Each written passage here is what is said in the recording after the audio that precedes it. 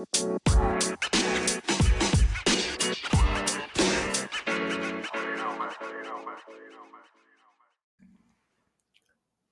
what is up, guys? Welcome back to Don't Forget to Tap. This is Chris, and this is just me documenting my jiu-jitsu journey from the very beginning. So, had something pretty cool happen Monday night.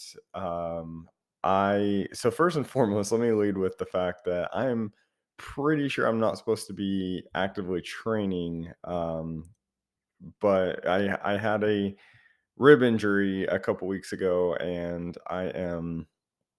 Well, actually, it was last week, so it just feels a lot longer than that. This was last week, and I ended up essentially dislocating two of my ribs, and I am just kind of a glutton for punishment. Since that has happened, I went out and paced somebody on a mile and a half run. I've been pretty active, and I've been going to jujitsu, and going very slow. I have kind of I've got to say I'm extremely grateful for the students who have just been super patient with me. The coach has been super patient with me. Um, but I think we ultimately hit a point where, and the coach kind of had to bring it to my attention. He's like, "Hey, practice the technique, go through, drill, do what you feel comfortable with, but take the time off from sparring for a while." And I just feel like, I guess, lazy if I do that. And I know you got to take time to heal. I 100% understand that. I'm just very stubborn. Okay, I'm stubborn.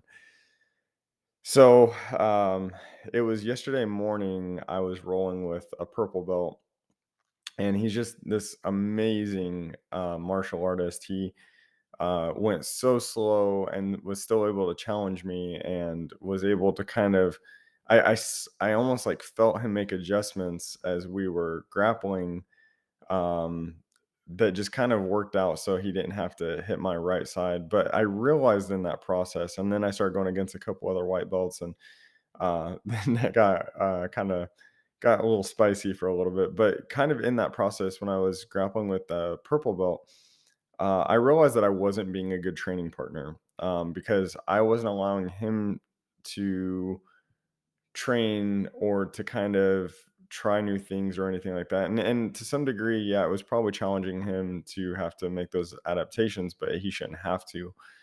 And and especially with other white belts like myself, I know that if I were in that situation and I'm learning everything for the first time, that I need to practice and be able to do the full range of the technique. And if I'm prohibiting others from doing that, then I'm not being a good sparring or training partner. So definitely going to take that advice. Go learn the technique and everything. Go watch and observe, especially if I get an opportunity or the honor of watching a higher belt. But I have to be a good partner. I have to be a good student, and I have to take care of myself. And it's like my last episode, I have to put my mask on first, right? So, but something really cool did come out of it. And, I think it's a pretty significant milestone in any jujitsu career or journey. I got my first stripe, and I was super humbled by that. And it was very not expected. I kind of forget about it, to be honest with you. And that's been my goal. I know that it's always a conversation piece in all the social medias that I follow and podcasts that I listen to, and everything is, promoting through the system and everything, or the art. And I kind of just put all that out of my head, because I don't, it's like other aspects of my life. I don't want to chase that next status. I want to just kind of focus on where I am. And so it was, Monday night was pretty good. I got to do some sparring. I got spicy a couple times, but again, I had really just awesome, fellow students, awesome coach to kind of recognize my limitations and kind of call me out on my shit when I got carried away. And but I came out, and I want to show heart, and I want to show my commitment. And I was telling him, I was telling my coach, I was like, I feel this addiction to this, and he goes, "Me too." He's like, "That's why I'm here." And so I do. I have this weird addiction to doing this, and so I went and I put everything I had into it. And at the end of class, myself and another student got our first stripe, and it's just such a very humble experience. And I know that it's the first, a very small, well, it's not the first step, but it's a very small step in such a long journey. But I really enjoying the journey, and that's what's important to me. And uh I know that having one stripe doesn't really mean anything. And thanks to all of you with the social media platforms and everything that I follow through jiu-jitsu, having one stripe does not mean you know anything. Don't go coaching. Don't try to get too big for your pants or anything like that. Just, use it as a guided tool to let you know that you're going in the right direction. Nothing more, nothing less. But for me, it was just a really cool confirmation that, this is right for me, that I'm doing the right things, that this is good, that this isn't just some crazy spastic idea in my head, that I'm just loving getting the shit kicked out of me on a regular basis, that there's a methodology to it. And so it's just really cool. And I'm very grateful for that. And, I kind of just want to refocus, recenter, and be the best student I can be. And so, yeah, thank you so much to everybody. Just a shout out to my white belt.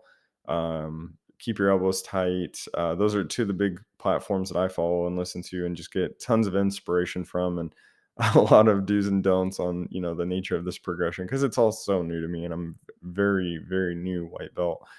And but that's it's a constant reminder that everybody was there. Shout out to one of my quote unquote off the mat coaches, Coach Bambarger, who's been just really taking the time to drill with me one on one, teach me techniques, all the, amazing gyms out there that have let me come out and train. And so it's one stripe, but it's one stripe and a long journey. And I'm looking forward to the rest of that journey, and committing to it every day, but doing so intelligently so that I can do it safely. Um, but it's been, absolutely amazing. I tried a morning class for the first time. I've been wanting to do it. And I gotta say that doing morning classes is phenomenal paired with going to class the night before. So my goal is to train 4 to 5 times a week right now. And so typically I've been going on Monday and Wednesday nights. And what I learned is that um, and I love Gracie Baja for this because of the structure of it. And I'm a big believer in drill, drill, drill, practice, practice, practice. And so what's kind of cool is if I learn something Monday night, brand new technique, absolutely horrible at it. If I come back Tuesday morning, it's the same class again for the people that couldn't go Monday night. So I get to double down on that technique and re-practice it, reaffirm it, redo all those things. And so same thing Wednesday, so tonight's Wednesday. So I'll go tonight, I'll learn technique, be absolutely horrible at it.